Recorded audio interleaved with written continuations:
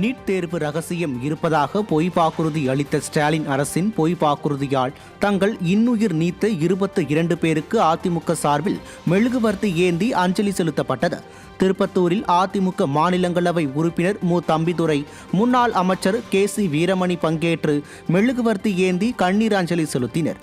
இதில் சட்டமன்ற உறுப்பினர் செந்தில்குமார், மாணவர் அணி செயலாளர் தனஞ்சயன் உள்ளிட்ட பலர் பங்கேற்றனர்.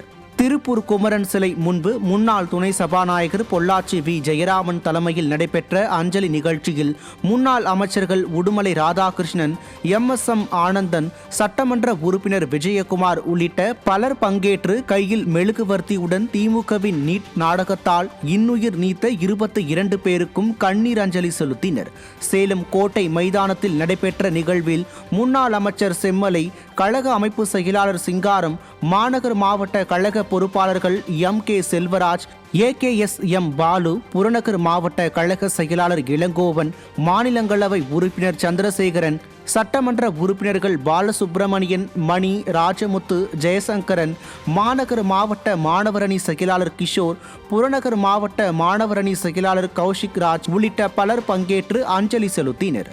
இதேபோல் கடலூர் பேருந்து நிலையம் அருகில் நடைபெற்ற நிகழ்வில் முன்னாள் அமைச்சர்கள் எம்.சி. சம்பத், அப்துல் ரஹீம், செல்வி ராமஜெயம் ஆகியோர் பங்கேற்றனர்.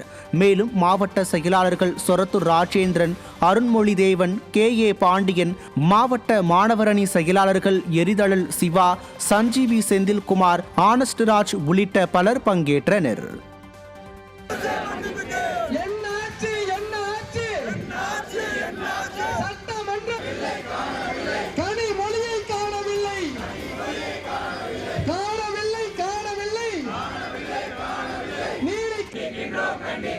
அனைத்து கட்சி கூட்ட